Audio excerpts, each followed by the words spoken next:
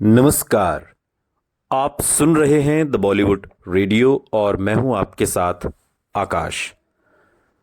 दोस्तों, आज के इस पॉडकास्ट में किस्सा राजेश खन्ना का है और बात उनकी पहली सुपर डुपर हिट फिल्म की।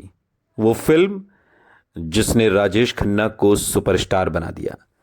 ये फिल्म राजेश खन्ना को मिली कैसे?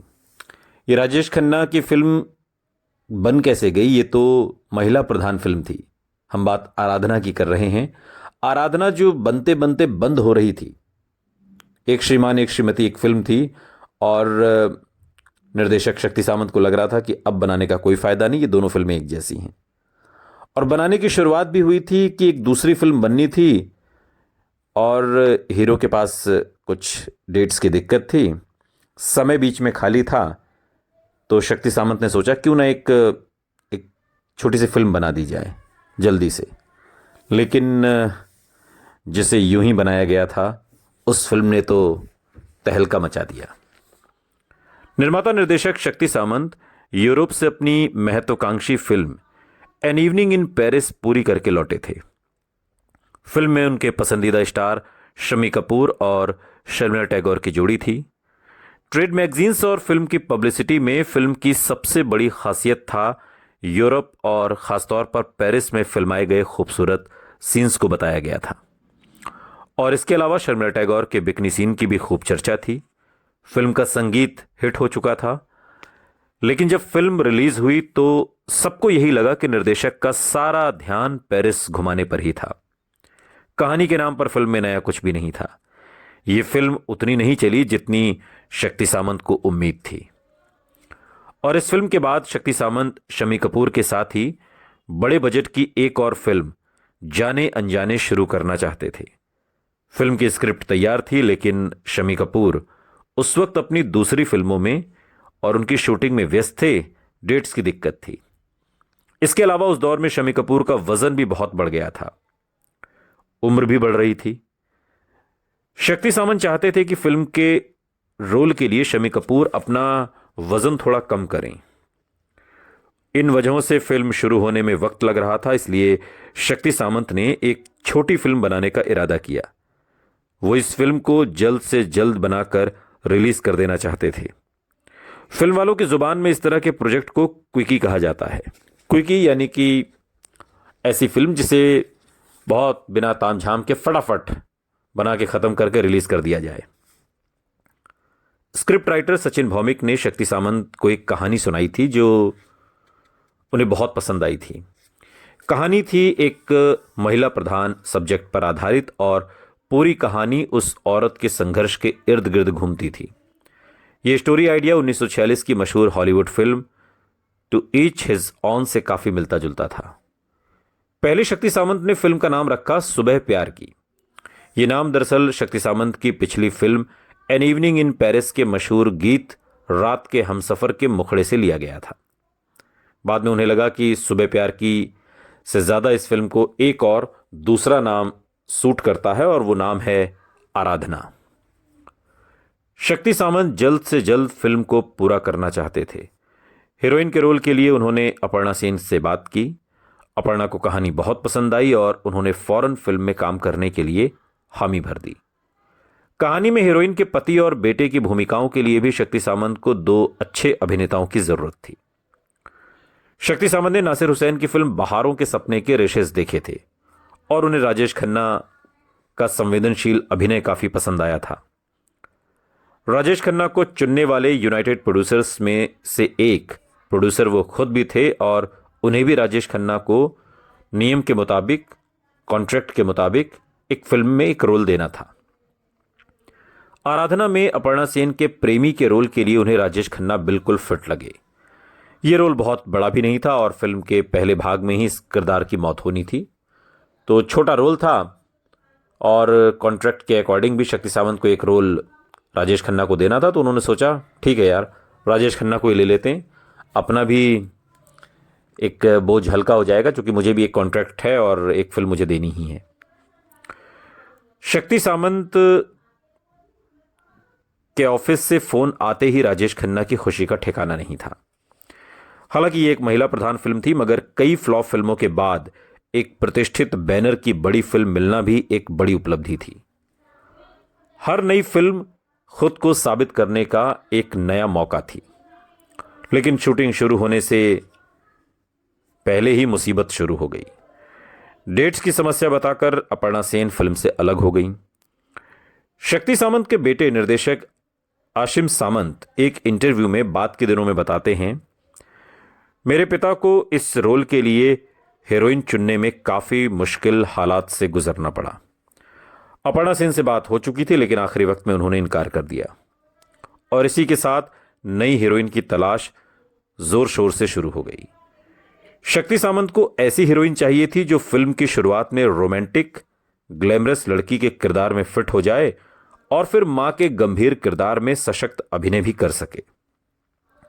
और इस तरह से फिल्म का पूरा भार हीरोइन के कंधों पर था। शक्ति सामंत ने कई हीरोइनों के नाम पर विचार किया। फिल्म की शूटिंग शुरू होने में ज्यादा समय बचा नहीं था। इसी तनाव में उनके जहन में शर्मिला टैगोर का नाम आया। उन्होंने ही फिल्म कश्मीर की कली में शर्मिला टैगोर को हिंदी फिल्मों में लॉन्च किया था। इसके बाद वो उनकी फिल्म सावन की घटा और एन इवनिंग इन पेरिस की हीरोइन भी रह चुकी थी।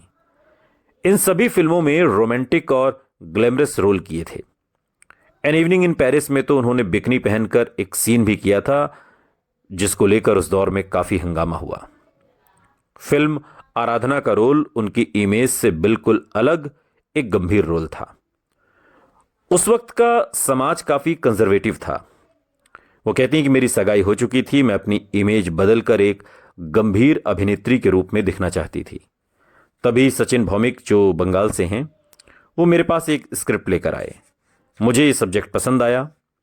शर्मिला टैगोर बताती हैं एक इंटरव्यू में, एक गंभीर अभिनेत्री के रूप में अपना सिक्का जमाने का यह सुनहरा मौका था। फिल्म के शीर्षक से लेकर पूरी कहानी का केंद्र शर्मिला टैगोर ही थी। लेकिन राजेश खन्ना खुश थे क्योंकि उन्हें शर्मिला टैगोर जैसी बड़ी स्टार के साथ काम करने का मौका मिल रहा था। फिल्म की बाकी कास्टिंग भी पूरी हो चुकी थी। शूटिंग डेट्स भी तय हो गई थी। फिल्म की शूटिंग अब शुरू ही होने वाली थी, लेकिन तभी एक और घटना हुई जिसने इस फिल्म के भविष्य पर सवाल खड़ा कर दिया और शक्ति सामंत को लगा कि यार अब इस फिल्म को बंद कर देना चाहिए। निर्माता सुरेंद्र कपूर, अभिनेता अनिल कपूर के पिता, उन्होंने अपनी नई फिल्म एक श्रीमान एक श्रीमती का ट्रायल शो देखने के लिए अपने दोस्त शक्ति सामंत को बुलाया। सुरेंद्र कपूर की इस फिल्म के हीरो शशि कपूर थे। उस दौर में फिल्म इंडस्ट्री में आमतौर से ऐसा होता था कि एक फिल्मकार अपने करीबी दोस्तों को रिलीज से पहले फिल्म दिखाकर उनका फीडबैक लेता था। फिल्म के खत्म होते होते शक्ति सामंत का दिल बैठ गया और वो सकते में थे, क्योंकि एक श्रीमान एक श्रीमती का जो क्लाइमैक्स था वो हूबहू आराधना से मिलता था, जिसकी शूटिंग वो कुछ ही दिनों में शुरू करने वाले थे। उनके बेटे आशिम सामंत एक इंटरव्यू में बताते हैं कि डैड ये देखकर सन्न रह गए कि दोनों फिल्मों का क्लाइमैक्स बिल्कुल एक सा है। और ऐसा मुमकिन भी था क्योंकि दोनों फिल्मों के लेखक एक ही थे, सचिन भौमिक। उन्होंने इस मुद्दे पर काफी सोचा और फिर अपनी फिल्म को बंद करने का मन बना लिया। बेहद तनाव में शक्ति सामंत अपने ऑफिस पहुंचे। जिस छोटी फिल्म को वो जल्द से जल्द बनाकर रिलीज करना चाहते थे, वही उनके लिए बड़ी परेशानी का सबब बन चुकी थी। उसी शाम उनके ऑफिस में लेखक गुलशन नंदा और मधुसूदन कालेलकर पहुंचे। दोनों कुछ नए स्टोरी आइडिया पर बातचीत करने आए थे।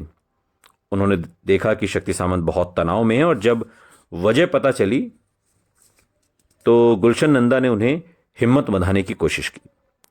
उन्होंने शक्ति सामंत से कहा कि अभी शूटिंग शुरू होने में कुछ वक्त बाकी है, तब तक स्क्रिप्ट में कुछ ना कुछ बदलाव कर लेंगे, कोई दिक्कत नहीं।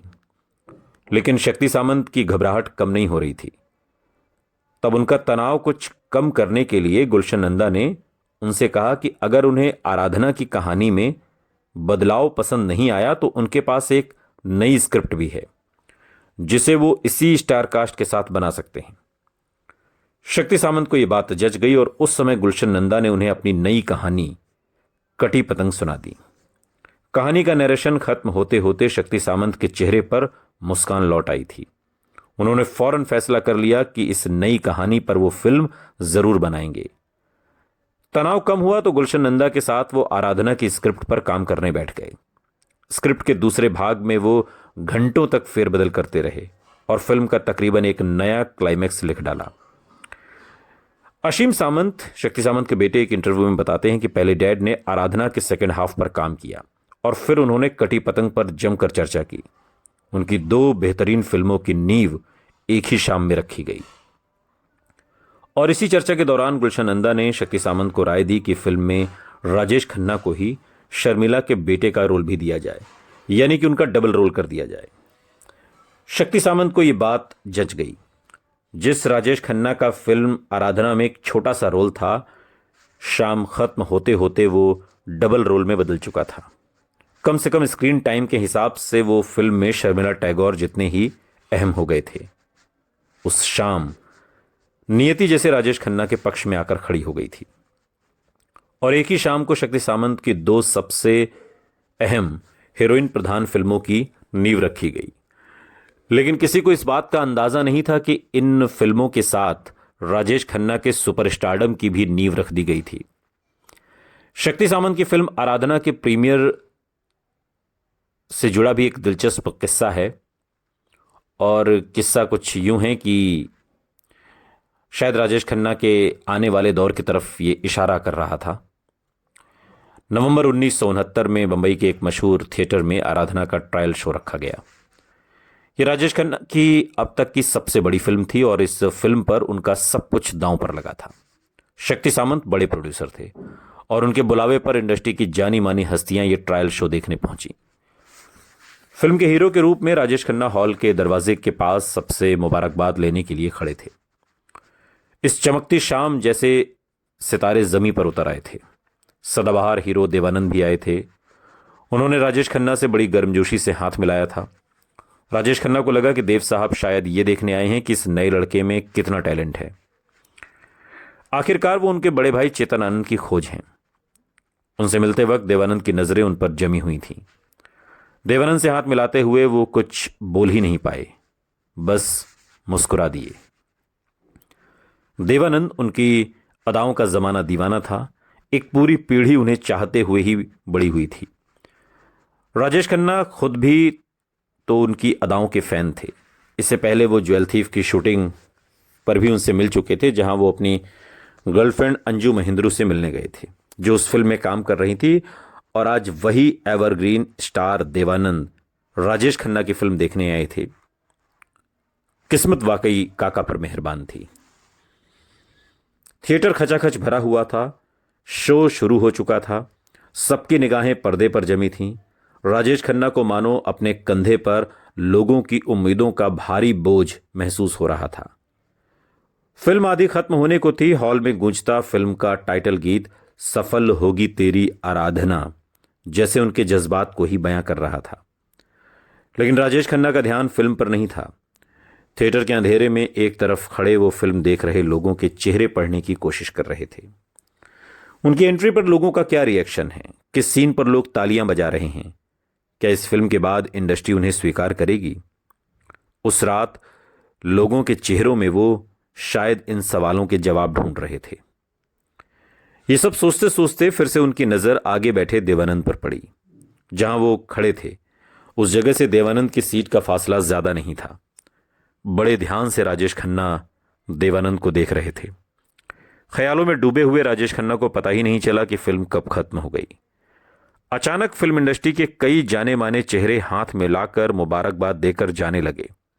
फिर देवानंद आए, राजेश खन्ना को देखकर मुस्कुराए, हाथ मिलाकर मुबारकबाद दी और बोले, घबराओ मत, घर जाकर चैन से सो जाओ। फिल्म इंडस्ट्री में तुम बहुत बहुत आगे तक जाओगे। सुनते रहिए द बॉलीवुड रेडियो, सुनता है सारा इंडिया।